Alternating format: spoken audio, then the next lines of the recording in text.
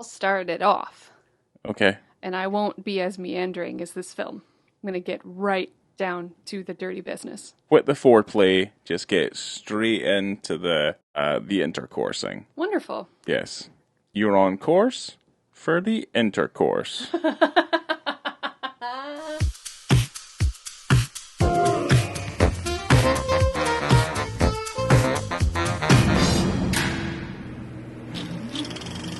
Well, hello there. Welcome to On the Beat, the podcast that uncovers full frontal male nudity in cinema. My name is Laura, and I am joined by my male escort, Ryan. Isn't prostitution great?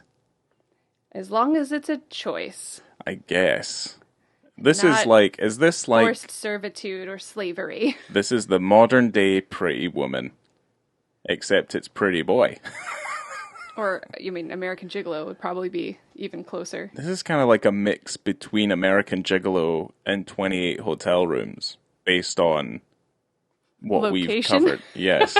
Based on nothing but just a brief understanding of the content and just what it looks like on face value. Why don't I introduce the film? Yeah, let's just get to it. We're very enthusiastic. Also, this is quick fire because we're in the midst of the hurricane that's hitting Florida at the moment. It's Idalia. You're gonna get some ambiance with this episode, like I know, it's not even Halloween yet, and it's like sexy storm ambiance with Idalia. our voices. I never realized Idalia was like a name, because obviously they're making their way through the eyes now. Idalia just reminds me of like a Final Fantasy boss. Or a character, maybe. Potentially. In that world. The demon of virtue and The double F universe. You're like, yeah. You understand as well. I know. That's right. Yeah, we poked. Well, not yet. We picked a really good time to start recording this episode, so here we are. I'm excited. We are talking about the 2022 sex comedy drama, Good Luck to You, Leo Grande, starring Emma Thompson, Daryl McCormack as well. It's kind of a two-hander, as they say. I mean, it's not the first time I've heard that. Hey. So yes, it's like a one-room drama for the most part. It all takes place in this hotel room. I found it really annoying at the point in the film where she said, "Oh, I booked the same hotel room because I didn't want a change of layout," and I thought, ugh. It's because she's been written to be this like old lady. Yeah. You know, because old ladies don't like change. She's not an old lady. She's a wonderful, sexy, mature woman. Okay, right. Well, yeah. But this film was directed by Sophie Hyde, and I'm going to drop the synopsis really quick, and then I'll let you talk about Sophie. So the synopsis from Letterboxd is: Nancy Stokes doesn't know good sex. Whatever it may be, Nancy, a retired school teacher, is pretty sure she's never had it, but she is determined to finally do something about that. She even has a plan. It involves an anonymous hotel room and a young sex worker who calls himself Leo Grande. Ooh. And the tagline is, "It's never too late to try something new." That something new is a new penis. Yeah. I guess we'll get into Sophie Hyde, and obviously the writer, because the writer was familiar to me as well. So Sophie Hyde. She's an Australian film director, writer, and producer, and she's based in Adelaide. She's also the co-founder of Closer Productions. She's worked in TV. She's also worked as a producer. I'm not going to list everything that she's worked on. But she has been best known, and her filmography is relatively quite brief, but we'll go through it anyway. Good Luck to You, Leo Grande is her most latest film. So let's start off in 2005 with a short called Okay, Let's Talk About Me. Then in 2006, another short, which was The Road to Wallaroo. In 2007, there's another short, is My Last 10 with You. And in 2009, there's a short called Necessary Games. A lot of these are also documentary shorts as well. She doesn't really get into kind of the dramatization stuff until I think Elephantiasis. Now, I'm not too sure if it's meant to be elephantitis, but it's not spelt the same way, so I'm assuming it's elephantiasis, which is the way that it is spelt. And that was in 2010, and that's also a short. So she technically doesn't get known for her feature film stuff until Life in Movement in 2011, which is, as far as I'm aware, and from what I was reading, is an interesting documentary film about dance and movement. But in 2014, she releases 52 Tuesdays, followed up in 2019 by Animals, and then in 2022, we have this groundbreaking masterpiece. Good luck to you, Leo Grande. Yeah. Written by Katy Brand. Are you aware of who Katy Brand is? I looked her up, and there are some things that she is associated with that I am familiar with, but please do tell me your favorites. She's basically, she's already a writer. She's written this thing, but she's a comedian and an actress. So you'll if you're from the UK, you're probably familiar with her TV show that used to show on ITV2 called Katy Brand's Big Ass Show. Wasn't she a brand of humor? Hey. I never found her that particularly funny. She's kind of like the UK's answer to Melissa McCarthy. Let's put it that way. I'm so glad you brought her up. Yeah.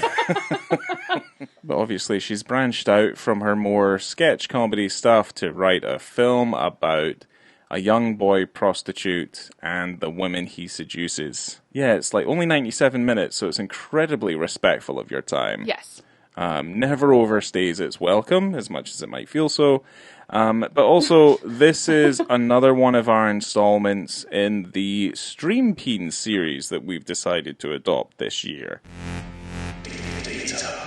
Coming at you. Coming data sphere. Coming at your face.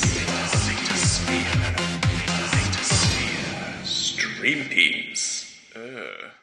No.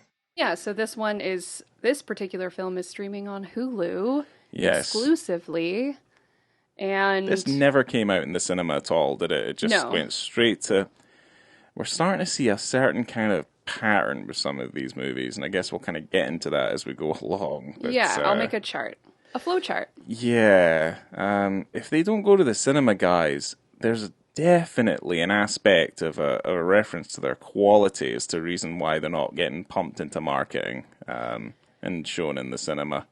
I'm not going to agree with that just yet because there's a lot of things I've seen in the cinema lately that have been trash. So it doesn't necessarily give me a stamp of quality. Most movies over the last 5 to 6 months, other than the notable exceptions, have all lost money or have not met the expectations that they were. So going to the cinema is not an expectation that a film is going to be successful, but I do feel like there's an overarching sense of the quality of the film that you're getting if you do go to the cinema. So this is just not... I mean, maybe there was a time where this could have been a theatrical release. It just is very much seems like a play. The market's very different now, yeah. And it's incredibly intimate. And then again, there was a movie that came out really recently that has a similar layout. Stephen Daldry movie. What was it called? Quarantine? No. The one with... Oh, boogers. I forgot what it's called. Yeah. I'll look it up. I'll look it up, but I saw it recently in the cinema, and it was kind of this psychosexual thriller. No nudity, but same thing where you're in a loft or a hotel room, and you're just in there, and it gets incredibly claustrophobic, and I understand how these things are getting produced now, because we're in a, hopefully, fingers crossed, post-COVID world. But yeah, you would film things in these small rooms with small crew and small cast, and you could get things made because, baby, I need my movies. I think we were thinking of two separate films. I was thinking about the Stephen Daldry drama that was made, and it was all set in a house, and it came out during quarantine. It was called Together, and it was James McAvoy and oh, right. Sharon Horgan. So there is that movie. That's what I thought. This is, I mean, I think you can compare the two. You can certainly say, good luck to you, Leo Grande. Could have been shot during COVID, because it's all pretty much all in one location, and it's, what it is, right? And the same with, obviously, Together, which is predominantly just, it's like the filming of a two-person play, like a set piece. This is very much kind of what this is. Yeah, the one I was thinking of is the Zachary Wygon? Like, I don't know. Okay. Gee. Oh, Sanctuary. Sanctuary. Yeah, you saw that in the cinema. Sanctuary, yes. So that right. is where I'm saying that this doesn't feel like it could be a theater movie, but then we just had one that came out very similar, not in style and not necessarily in content, but where you have kind of a claustrophobic hotel room. I think they tried to not make it feel claustrophobic. I don't feel like I'm trapped in this room during Leo Grande necessarily, because it is very bright. No. But it does lend to being so intimate. There is a very great level of intimacy in the film, and I think that everyone does well with it. It lacks a lot of, I guess, like individuality in a sense of like being like cinematic, Yeah, the style is kind of not there. It's incredibly sedate. I'm trying to use nice words for the film because obviously it is made in a very constricted manner, and I don't know why that is. Either because it has been written as such, or as because of what it had at its disposal. But it's very films of this type, which I think they're made better in Europe than maybe in this case.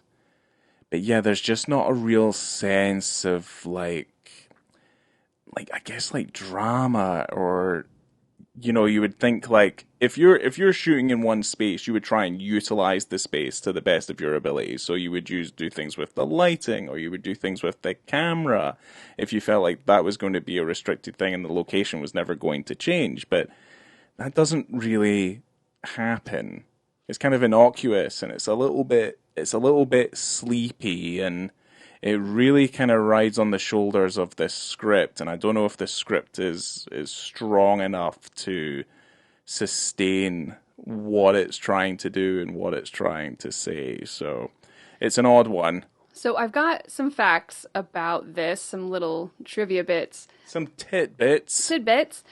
The film was filmed in order over 19 days, and I think it took a while to find Daryl as the co-star of this film against Emma Thompson, because... Did they lose him, or what? They didn't... No, I just think it took... They took a while trying to find the Leo Grande character. Yeah. Right. Because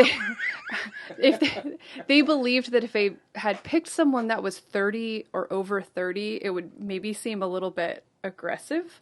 So they needed someone younger than 30. Right. And when they ended up auditioning him and they decided to take him on, Emma and Daryl kind of took a long walk together. They were supposed to have a Zoom meeting, but she goes, no, I want to meet you in the morning. We're going to take a walk, and just walked and got to know each other because they are being so intimate, and it is just between the two of them. So they have to have a chemistry.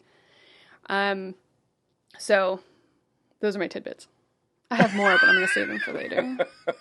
I can't just drop all my goodies right at the front. So, listeners, if you weren't listening there, they didn't do a Zoom call. They had a walk. They took a walk. So that they could work on the intimacy of their role.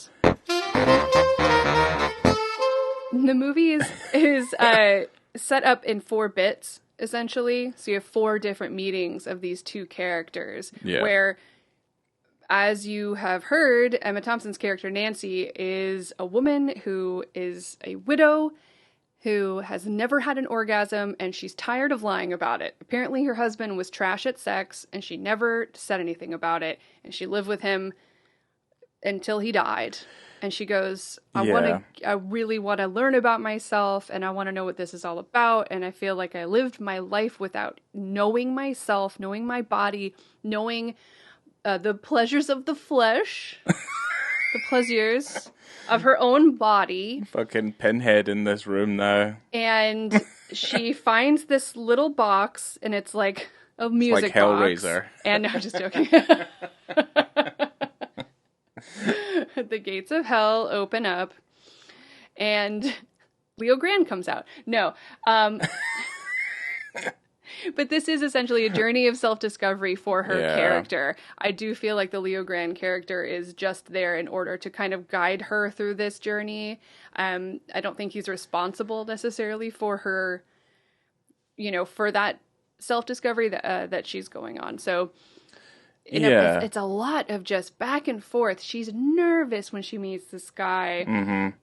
She's never done this before. She used to talk about sex work at her job because she used to be a teacher. A religious education teacher. Yeah, she's... like the most useless subject that you ever had when you were at high school, at least in the UK.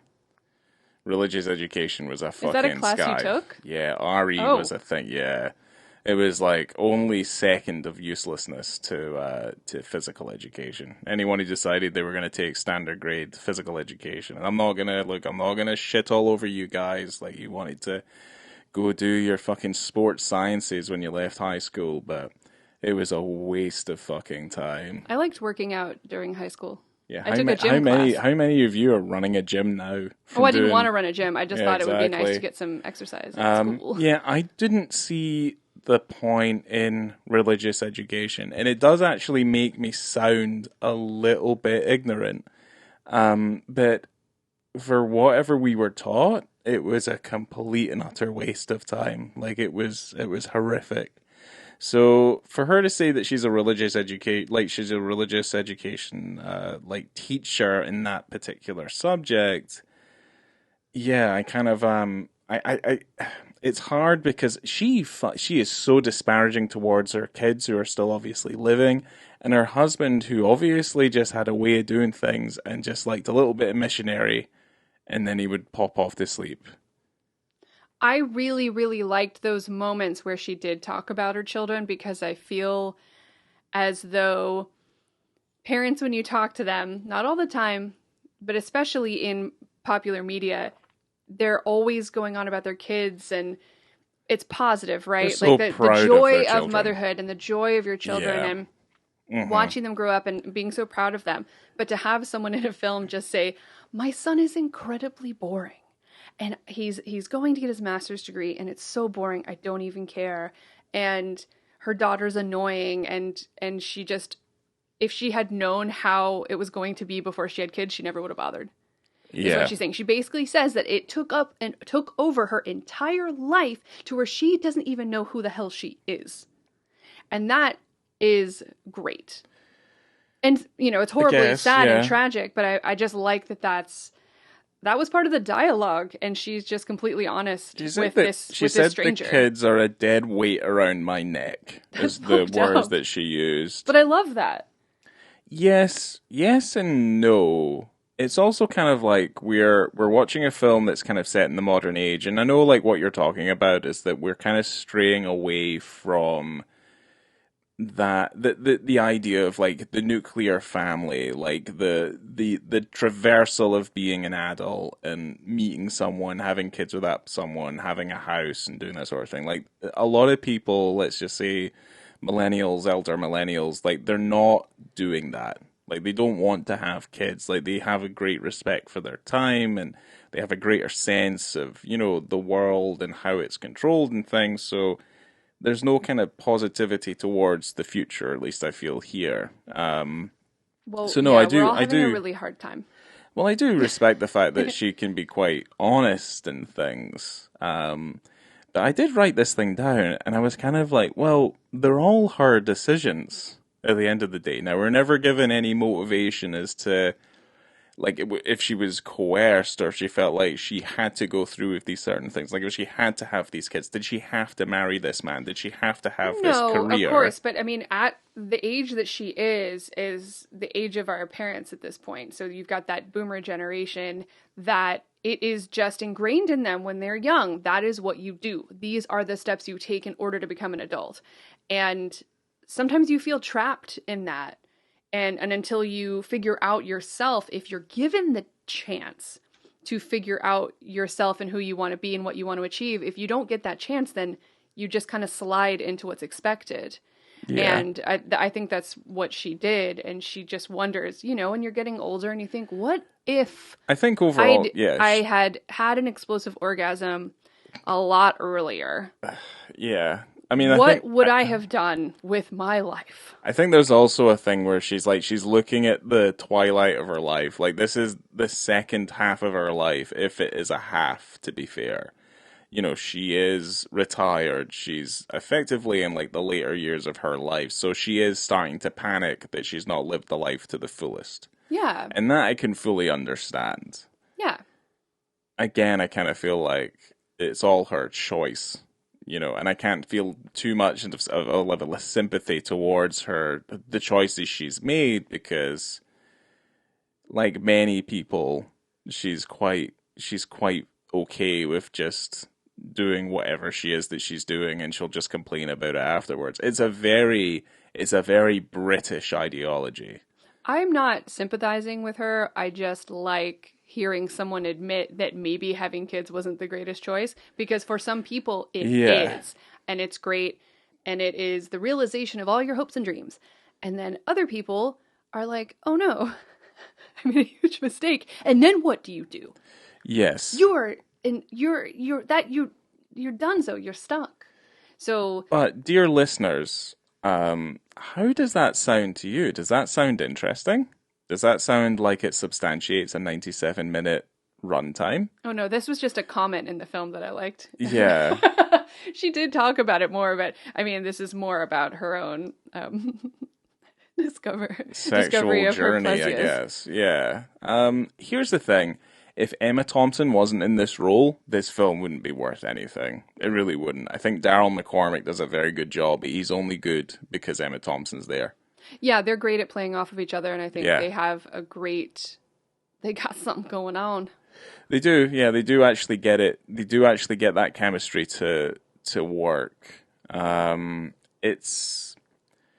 There are points in the film, though, and I guess, like, I don't know if this is the way, because you mentioned it a couple of times as well, and you don't usually bring things like this up, where there's, like, weird music cues. Oh. At one point, I thought there was, like, a random squeal that I could hear, which was unnatural to the hotel room setting. There was a part where the music started up, and I looked around because I thought someone was playing music outside. Yes. And it didn't sound like it was coming from the film at all. No, it was weird. And I looked, I'm like, did you hear that? Oh, wait, it's the movie. It's the movie, yes. That has never happened before.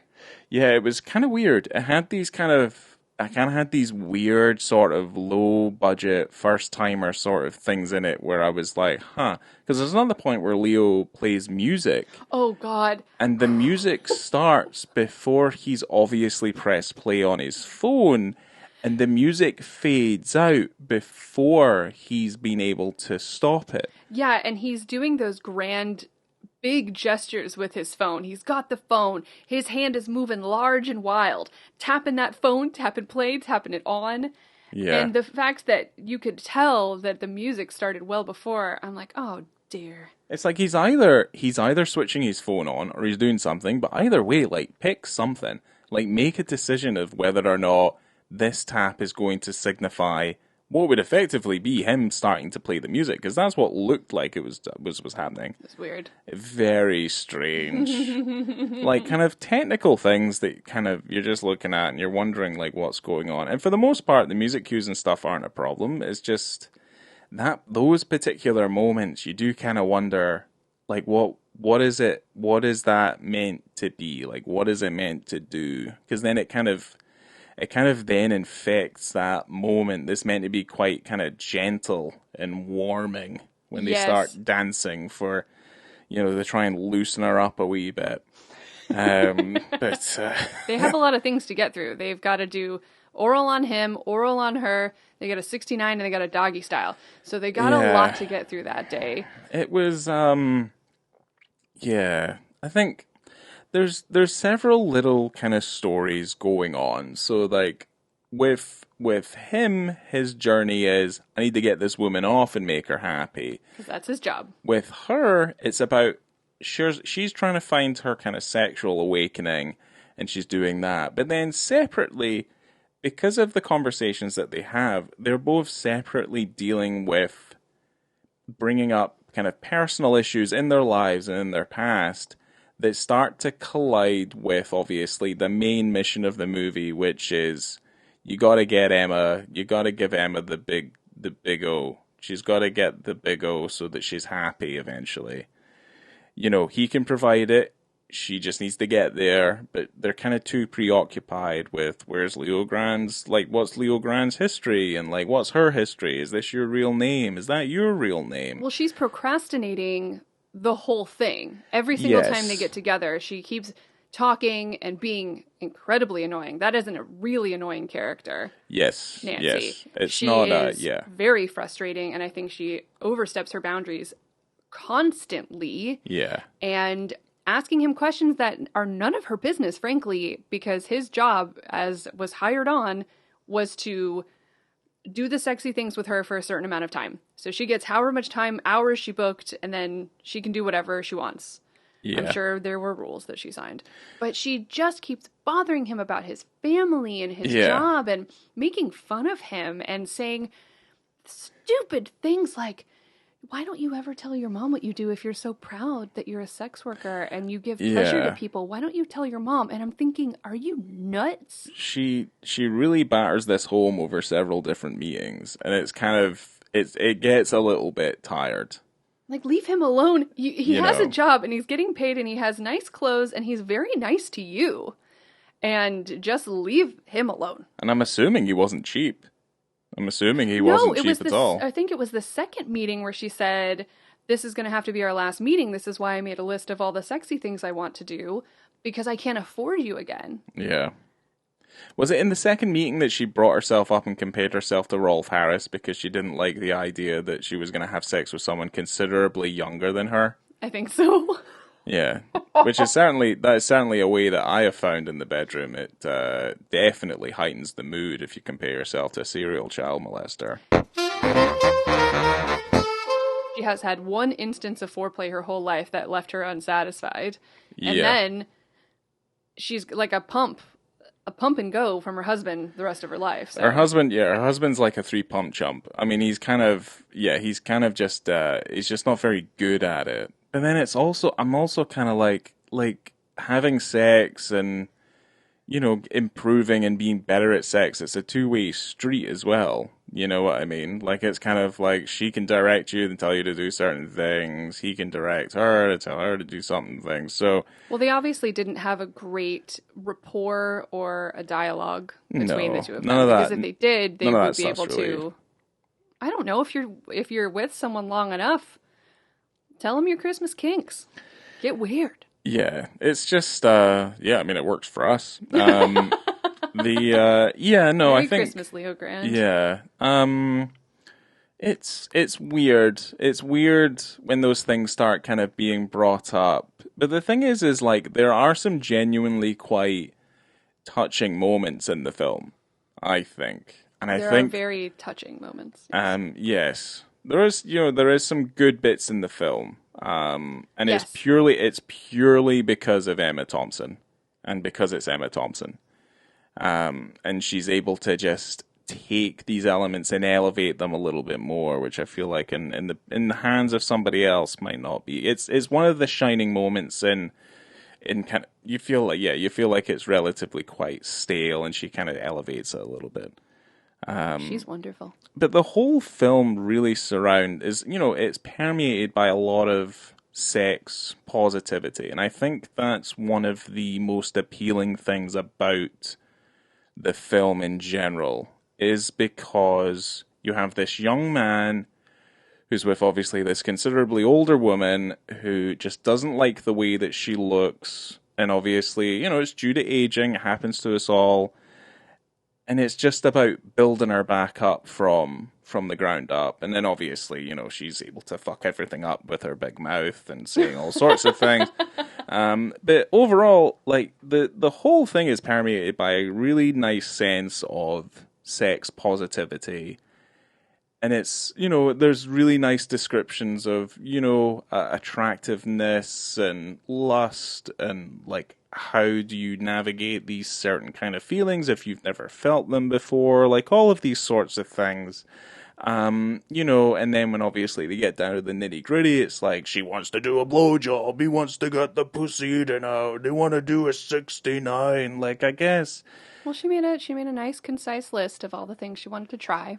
She did make a very concise list. I think, yeah. I thought that was fair, because she said she'd never done oral, and her husband never did it on her, and yeah, she's like, bucket list of sexual pleasures. I guess, like, there's this kind of relatively quite sizable generational gap between, obviously, Leo and Emma Thompson's character. I can never remember her name. I don't think it really matters. Nancy. There's an evident kind of generational gap between them, because obviously the things that she's listing down, to kind of most people say, like, our age, or even the generation below us, or even certainly generations above us, like, the idea of oral or 69ing or any of these sorts of things, they're not the most adventurous things in the world. They're relatively quite, they're part of the repertoire. Let's put it that way. So for this, I was kind of like, I kind of respected that, because it did end up kind of, it illustrated the generational gap sexually between, obviously, from what she's grown up to know, and obviously what he's grown up to know. And obviously he's very sexually adventurous because he's a gigolo, Yeah. So he knows. Well, he knows all the things. What I found weird was how often she complimented him on how what's the word I'm thinking of, but like professional and kind and caring and knowledgeable and really holding her hand through this whole process. But there are several times throughout the film where he and not counting the time where she's acting not okay and saying because there's a moment where she mentions to him that she looked him up online and found out what his real name was and found out all this stuff about him. Kind of fucked up and stupid. Yeah, I mean, that's you have to have a breakup to get a resolution, right? It's like right in the middle, just before potentially giving a blowjob. Yeah. Yeah, it's like, oh, I've been looking you up online, I know exactly who you are and stuff. I'm going to speak to your mum. Yeah. Like, I'll talk to your mom. I'll tell her how good at sex you are. Like, stop. I hated it. It made me so mad. Yeah. But there are moments when they first meet that makes me think he is a fresh sex worker. Like, maybe he just started, and I don't know, because she goes to get into her sexy clothes on their very first meeting, and he's just sitting there, and he's trying to look cool, right? And he's kind of like unbuttoned his shirt, laying on the bed. He's still wearing socks, which, God help me, no. And then he just decides to go into the mini bar. Would you still fuck me on the bed if I had my socks on? Probably. My big stripy socks. Those are nice socks. But no, I mean, this is like, if I'm paying a prime dollar for this experience and this dude's wearing socks, no. Oh, right. Okay. I see. Like, I'm paying for a fantasy here, and socks are not involved in this fantasy. But he goes to the mini fridge and grabs what looks like a little whiskey out of it, chugs it, and then grabs a Mars bar from the fridge and starts chowing down while she's getting dressed to get sexy. I could not deal. Then, of course, when she comes out, she's like, can you go brush your teeth? Because I don't like the smell of Mars bars. Because now he smells like whiskey and Mars bars, and she's paying how much money per hour to get taken to Sex Town. I mean, if she was going out with a Scotsman, that's exactly what they taste and smell like. Ew. Mars bars and whiskey. Come on. Yeah, no, I understand, and that's what I kind of felt. But these are things that are. I think he's been gifted with, obviously, the gift of the gab, right? He's really good at chatting to women and talking to them and stuff like that. Yeah, he's taken it this step further. He's the Irish Julian Kay. Yes, he is. But Julian Kay was better at his job. He's using words like empirical or empirically. He refers to her as empirically sexy. He's wicked smart. Yeah, some of the dialogue's a little bit odd. They do their best, but at the same time, yeah, I can understand how you might think that because the thing is like the film's not interesting if he's incredibly like seasoned at this. You know what I mean? It's like business as usual. Like someone just walks in there. Like Cary Grant would walk in there and just, he'd get the job done, and then it'd be the best thing ever. What's that other movie that's got like a male prostitute in it? What is it? What is that film? It's not American Gigolo. I'm not getting that mixed up. I mean, he's Midnight Cowboy? He's definitely Midnight Cowboy. He's not. I don't know if he does much in the way of too much fucking in Midnight Cowboy. Anyway, he's just kind of urban cowboy. Yeah, he's just slack Johnny's way through New York. I hate to think that it's like, but it kind of feels that way, is that you kind of have to have these characters that are, because that's what you're taught as a writer when you do these writing courses. Like, these people have to be flawed in one way or another. They cannot be perfect. There has to be something for them to build. Like, there has to be these peaks and troughs within scenes so that you can create tension and drama and all this sort of thing. I think that this film would have been completely fine if you'd taken away the whiskey and the Mars bars, because that just seemed out of character, in my opinion, for this guy who's a sexy sex worker, and he is doing a really good job up until this point. And this is the first time he's seeing this woman.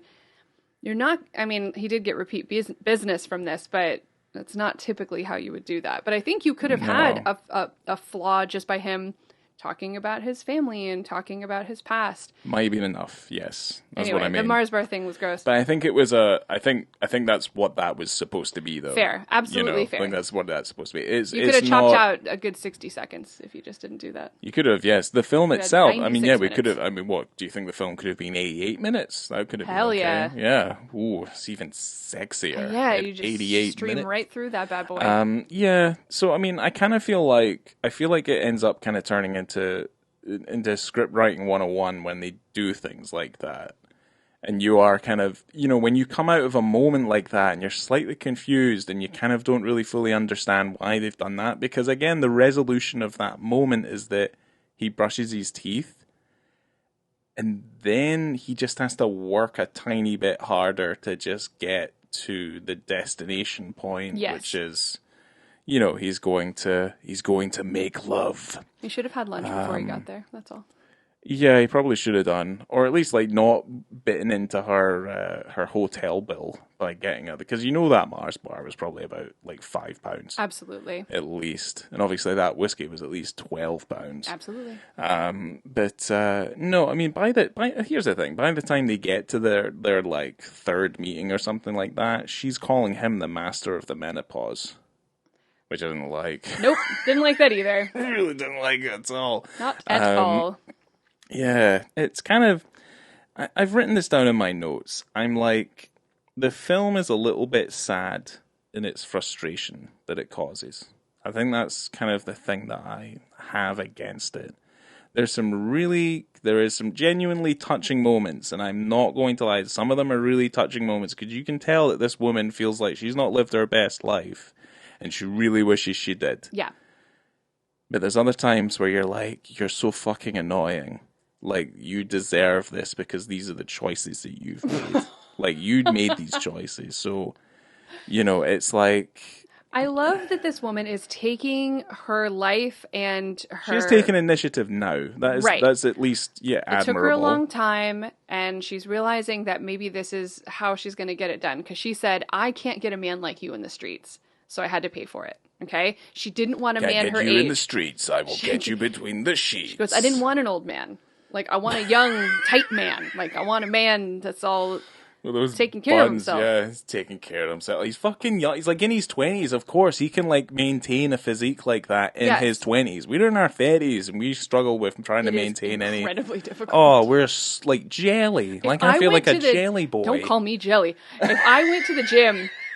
in my 20s, as much as I go to the gym now, I'd be some sort of bodybuilder. I'd look like Linda Hamilton. Sarah Connor. You would be like Sarah Connor. I would be Sarah. You'd be cleaning out an M16 in the desert and writing.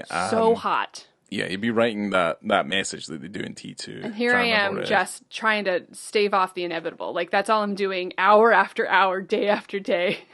This guy in your 20s, you could do whatever. You could just eat one less piece of bread and then be cut. That's what he does, probably.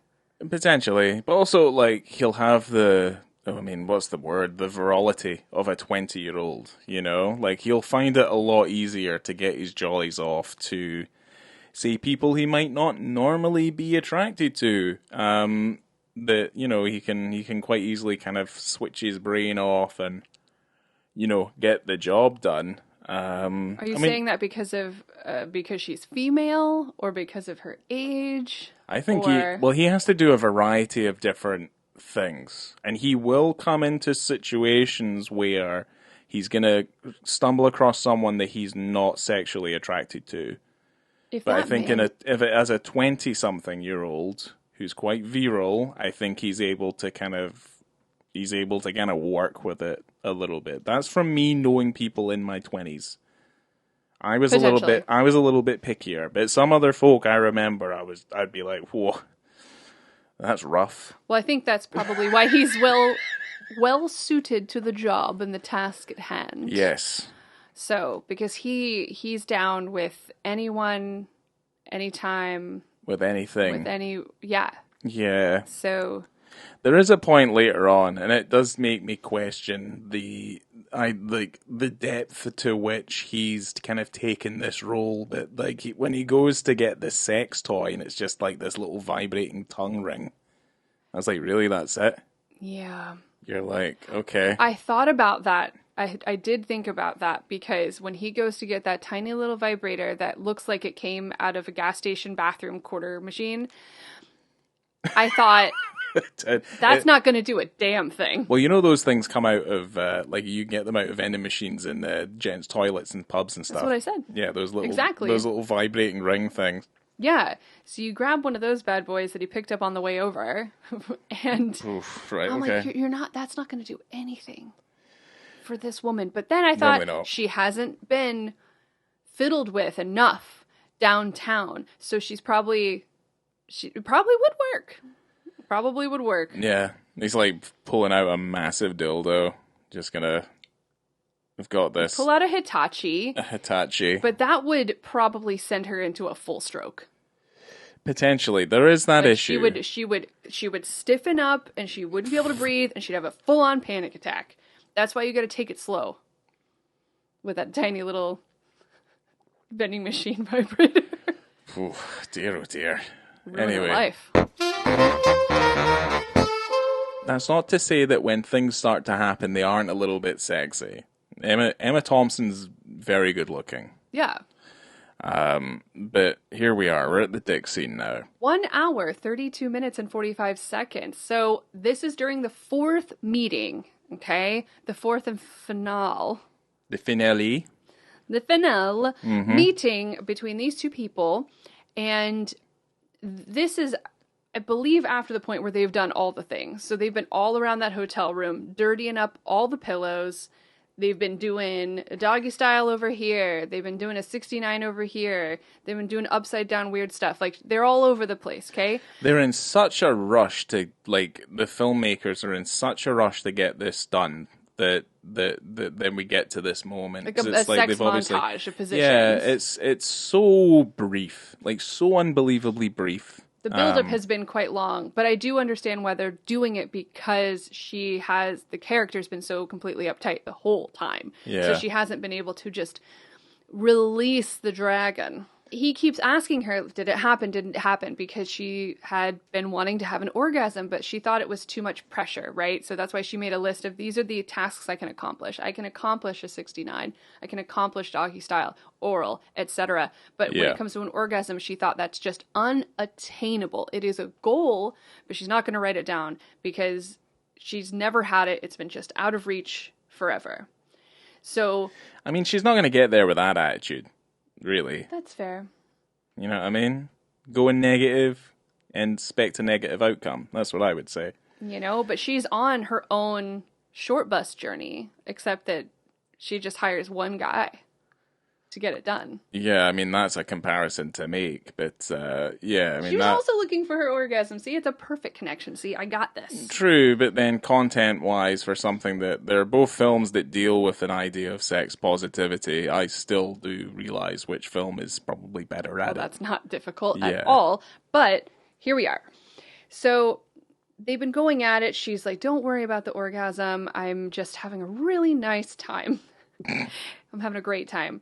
So Leo goes to get a drink of water, and... Takes it in one. He's completely starkers. Yes, everyone is naked. I mean, at this point, you've seen... Everyone is naked. Everyone is in the room. Everyone is in the room. They've been having sex. They're both naked. They've been naked for a while. Yeah.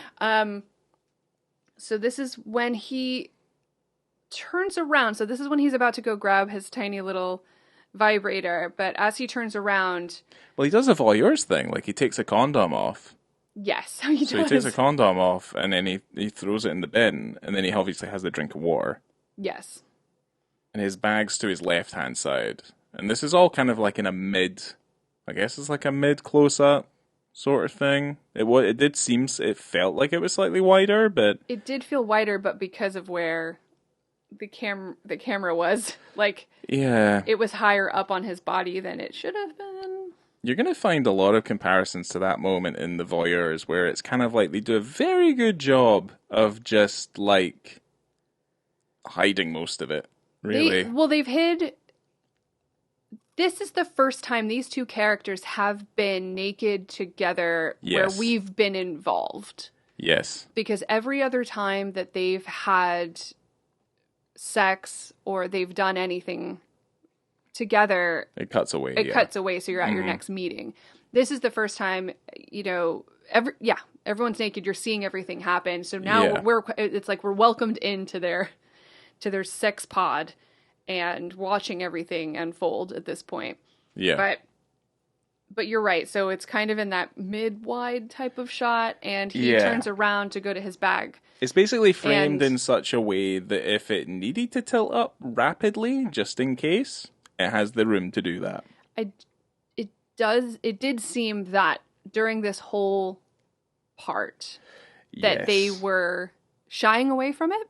They 100% were trying their best to I mean, if they were trying their best, they absolutely could have cut out that dick. That penis didn't... Not that I'm saying it didn't need to be there. It needed to be there. They gave you a little bit of a taste, but you didn't get access to the buffet. Yes. So you do get a flash when he turns around there for a second after getting that drink of water. And again, she's on the bed and she just decides maybe she's going to take care of herself. Maybe she's going to go downtown herself, do a little traveling, and then see what happens. So while she is discovering herself. Yes. This is when Leo turns around and he's got this little vibrator, and it's these two things kind of happen at once, if I'm not mistaken. So she is orgasming on her own, on the bed, by herself. They've done all the things. They've done all the pleasures together. And she just is still in the zone and decides to take care of it while he has a little vibrator, because he's like, I'm going to make this happen. I've got this tiny little guy. I'm going to make this happen. But that's when you see not his whole body, but the camera is slightly lower this time. So you do get a shot there of when he turns around with this tiny thing on his finger. It's so brief. It is so very incredibly brief. It is better than a lot of things. Not a lot of things that we've done, but I mean, voyeurs especially, way, way better. It's not a blink and you miss it moment. It's there and you see it. But if we are, which we'll break down when we do our ratings and stuff as well, but I think in terms of how we typically see and rate these things, in terms of balance and honesty, balance is off. The balance is way off. I'm not going to say way, but the balance is well, yeah, maybe like a 75% Emma. There are points, 25% him. Yeah, there are points where you do see probably more of Emma Thompson than you either need to, It's a weird set of circumstances when, like if you felt like everything was relatively quite balanced and it felt kind of free and open, then it would be okay. But then you're kind of just like, oh no, it's mostly just Emma Thompson getting But naked it's all in here. this one scene, so it doesn't feel like it's spread over the whole film where she's naked all the time and he's always taking her clothes off. I mean, It's just in that one end final meeting. I mean, there's the point earlier on in the movie where he's gone down on her, and she goes to put her pants on, and that's all seen in a wide. You definitely see stuff there, like it's unavoidable. I didn't catch it as much as you did, but I do remember that moment where I was like, "Oh, damn!" Yeah, so there are points where you're kind of just like, okay, well, we need to. Here's the thing, and I think this is very important, and I think this is something that I think I liked American Gigolo for, is that I wanted to get a sense of why this guy is what he's like, why he's doing what he's doing, like why is he a sex worker, like he is built for the job that he needs to do. And you need to see that in order to believe it. And we don't really see that. No. We really don't. She says a lot of nice things, but you don't really see it as There's no much. proof. There's no proof that he's good at what he does, other than she keeps hiring him. A woman who is sexually inexperienced keeps on hiring him and says that he's doing a fantastic job when she's got no other frame of reference. Yeah, obviously he's going to be better than of course, 3 Pump. Yeah. But like Husband. but like I say, that, I mean, we get to the end of the movie where I guess she finally has a positivity about her own image, and she looks at herself in the mirror completely stark bollock naked. So if you ever wanted to see Emma Thompson, who, at this time currently, you want to see her completely naked, then this is the movie for you, I guess. I can appreciate the body positivity here. So it's body positivity strictly for Emma Thompson. Or her character, not Emma Thompson, Emma Thompson's character, Nancy. So, you got this chiseled boy. Like, forget it. We don't need to, he doesn't need body positivity. He's fine. But it's a story about getting older and you can still figure out who you are, and you can still have a good time, and you can still have experiences and accept who you are, accept your body, accept your desires and your pleasures, whatever they may be. And I think that's nice. She has a little smile and she's like, yeah, bitch, this is me. And I'm into it. And she's finally accepting, like Nancy's finally accepting herself, who she is. And, this young man kind of helped her on that journey. But, I think she inevitably was going to get there on her own, whether or not she hired a sex worker. Yeah, potentially. The body, the image, the positivity, all that sort of thing. Like, I don't have an issue with that. It's just kind of like, it's like I'm seeing a lot of Emma Thompson at this moment in time. You know what I mean? And I'm like, okay, like, you can get a greater sense of like the positivity she's now exhibiting from the beginning of the film to the end of the film by her wearing her clothes, by her attitude, by certain things that happen. Now, obviously, they have to fuck. Things have to happen in order for that, and then that's a very literal, very physical way of telling us that she's moved forward, like she has progressed as a character, right? But we've already kind of gotten a good hint of that from each of the meetings that have happened, where her makeup changes or the way that she dresses is different, where she's not so buttoned up, she's kind of a little bit more open and expressive, and those sorts of things happen. So I don't know if we really need that end moment the way it is. Just for me, personally, I was kind of just like, oh, you're just kind of milking it a little bit. I think what I like is that it's nice to have different types of women on screen. And if you're going to do nudity, I think it's nice that you have different ages and shapes and, I don't know, styles of women and men that get out there. And I think people, and not just women, are bombarded with images of people looking really nice and good all the time. And, there's no imperfections and everyone's young. but that's not the case. That's not reality. And it's just nice seeing like a different representation of a woman naked in a film that you're like, and it didn't bother me at all. I thought it was nice for the character. I'm gonna say that this is nothing new though. Like this generational gap, this sex positive, like this is nothing new. Like I was thinking about, in About Schmidt, I think it's Kathy Bates, and there's the scene with the hot tub. That's something that I feel like you've got two actors who are obviously very old, and you're seeing and they're completely naked, and they're acting as if they're still young, and they're the way that they look does not directly reflect how they feel as people on the inside. But that scene was also played for comedy. It is, but then there's another film out there called The Mother, which is with Daniel Craig and I think it's Anne Reid, a Roger Mitchell movie, where Daniel Craig seduces the mother, who's Anne Reid in that movie. And she starts to have a different perspective on how she looks and how she is, and her age is no longer the kind of prison that she's put herself in. And, that's nice. Well, it's a slightly more nefarious thing, because like her family find out and they're like, "What the fuck are you doing with my old mother?" It's kind of like that. So this isn't new. So I don't know. I think there's other ways of portraying like that idea from my perspective personally.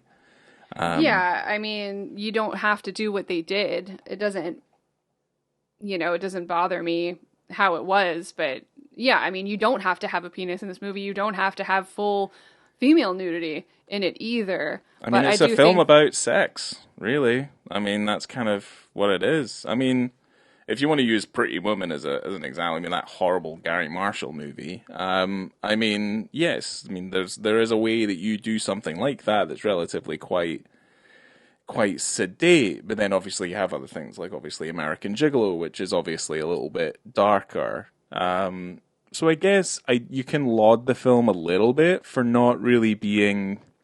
It's not a film that's about, oh my god, the dark and seedy side of prostitution. There's not really any of that. He kind of refers to a lot of his stories in a positive manner, because it's effectively about a client confidentiality, and obviously you don't kink shame, and things like that. So he's able to kind of find a spot, but I don't think the story is particularly pardon the pun, grand for everybody else working in the sex trade. But yes, I guess let's get to our ratings then, yeah? No, I'm not done yet. Oh, This film did not hire an intimacy coordinator. Daryl McCormack said that we all collectively decided that it felt, and this is nothing to say against intimacy coordinators, that there was such a connection between myself and Emma and Sophie that we didn't need one. The final day of rehearsals were dedicated to the most intimate scenes. So with Emma and Daryl and Sophie, the director, they took big bits of paper out and they outlined their bodies, circling the parts that they liked. And Daryl McCormack said that the map of the body then led to us telling stories behind each thing. Then from there, the three of us took a layer of clothing off one by one and told stories about our bodies. It was a gentle, beautiful introduction for us to step into a place of vulnerability. It felt like complete freedom. Before we knew it, the three of us were naked, and it felt like we never even took our clothes off in the beginning. There was a level of comfort I've never experienced before. Okay. So they all got naked together and... had a fun naked best friends jamboree. Nice. Yeah. As you do. Well, I think that that's a good way to kind of set the tone, and so it's not on the day you're, Yeah. This is the first time you're seeing someone naked. Because after a minute or so of being naked with somebody else, it doesn't mean anything. It's not shocking, or... the most shocking part is getting your clothes off in the first place, so... I guess it's different for everybody. I've never had that issue, though. Like, I've never had a problem just getting my clothes off. Yeah, but you're also not on set, typically, when you're doing it. No, that's true. Usually the cameraman's not there, or unless he wants to be. But Yeah. yeah, it's like, Inclusivity, bring everyone in. that's it. Come in, Dave. He's like, I don't wanna. I'm like, right, okay, well, I'm really sorry, Respect Dave. Dave's boundaries. Come on, Dave. Come on, Dave. We're friends, Dave. Weird. Stop being weird, Dave. So in terms of the rating, I'm ready to drop right in. So for me, in terms of visibility and context, I'm really wavering between a 3 and a 3.5, just because of the context alone. The context alone makes it a higher rating for me, just because after all this time and all this chatter, you needed to do it, because you also cannot have Emma Thompson be completely naked top to bottom and not have this guy show full frontal. I just think that would be incredibly wrong, but he did. So maybe I'll just stick with 3.5 because it doesn't matter. But you don't see it for very long. It's barely on the screen. You get a hint with a turn, and then you get another shot that kind of just moves up to where it's just all pubes and up. So it is not on there for long enough, especially when you're kind of holding on Emma Thompson's character. But I guess the story is not about him, it's about her, but their balance could be a little bit better, but I'm still happy that it was there at least, because that would have been a frickin' travesty. So I take what you say and I expand on it a little bit. Please do. So, we talk about honesty and realism and all these sorts of things. And I think the film does a decent job of getting the chemistry right.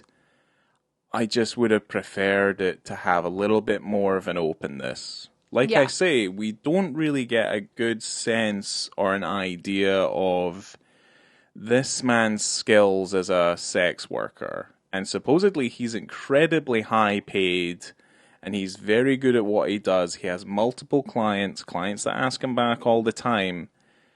I never at any point got a real sense that he was actually good at what he does. And this moment, I feel like, is contextually it makes sense, but it feels a little bit like a cop-out. It feels a little bit like they're skirting around it. It kind of feels like they're deliberately trying to hide it, or at least he's doing a move in such of a way, and they cut away from it too quickly where, it's not, it just doesn't feel, it feels disingenuous. And this was the moment where I felt like, if we're seeing enough of Emma doing her thing, I want to see this guy doing his thing as well.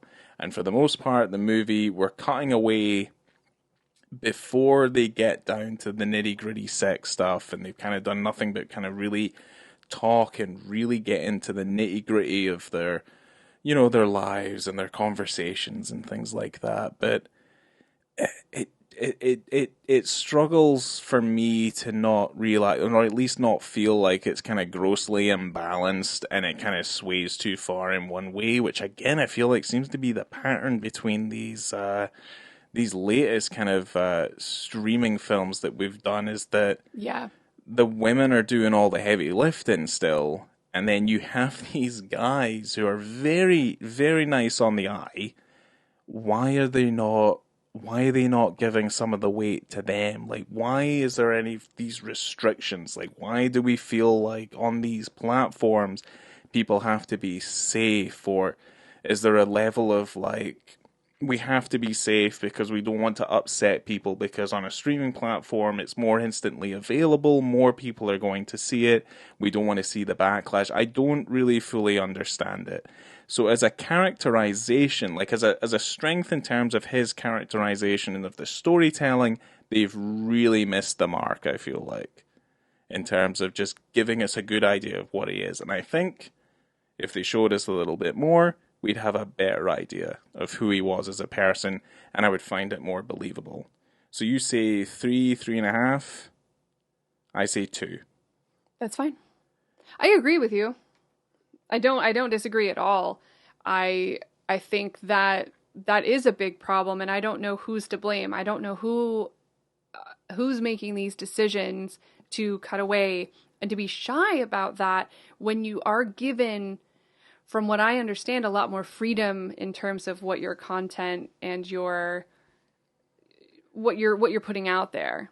Because I don't think that like the material itself is inherently quite, filthy or trashy. No. It requires there to be like this because it goes far enough, at least with the sex in general, to where, it is a little bit more realistic and they're dealing with like real life aspects of, say, how does a young man have sex with a woman who's is a little bit older than him, and obviously, very realistic practical things, doesn't have the flexibility or the the staying power as someone who's in their 20s. Like that is something that they at least kind of try and show. But at the same time, it's like, yeah, Emma Thompson's doing a hell of a lot of the heavy lifting.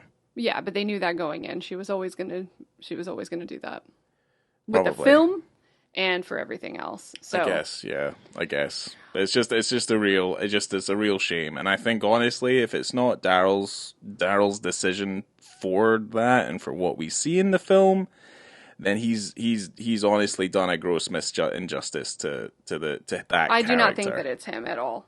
No, I think he's just been. He's been put in a little box, and it's like, look, you can't act outside of this box. You have to be this version of the Leo Grande character. We can't have you going too far outside of the realms of possibility. And I think more than ever, just looking at some of the films that we've covered, certainly these modern films that we've covered, conservatism in cinema is coming back in a real big way. Yeah, it absolutely is. Even though we feel like we're gaining freedom, we are not. No. So in terms of the film, I'm gonna go with 2.5 because it's not, and that's right down the middle for me. It's not bad. I don't love it. I don't want to watch it again. Yeah, this is on a 5 scale, so you think it's slightly above average.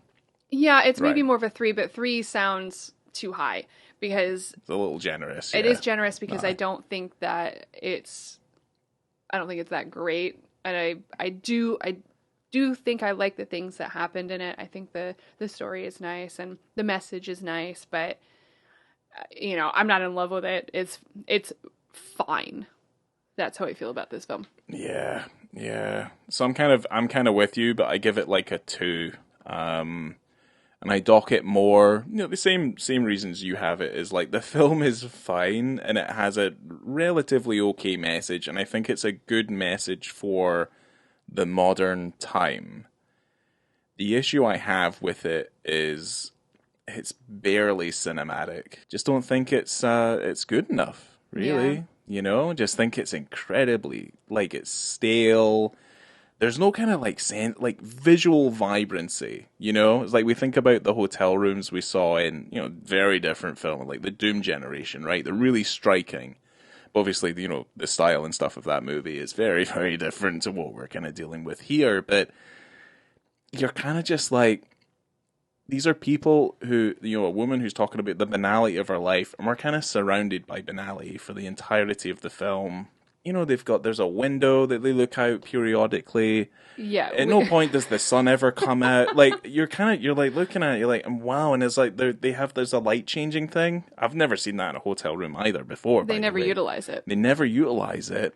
And to the point where you see it briefly and it's just like, it's very tacky, right? It's very tacky, but I mean, I like that sort of thing. Don't think that the film has enough going for it to substantially become anything interesting. Film-wise, it's weird. It's such a weird thing. Well, thank you for being here with me today, Ryan, to talk about a stream peen and coming to you from a slightly boring hotel room in the midst of a hurricane. I've been Laura. Good luck to you, Laura. Thank you. Yes. I was Ryan. Yes. Good luck to me, I guess. Good luck to you. Yes. Bye-bye. Bye.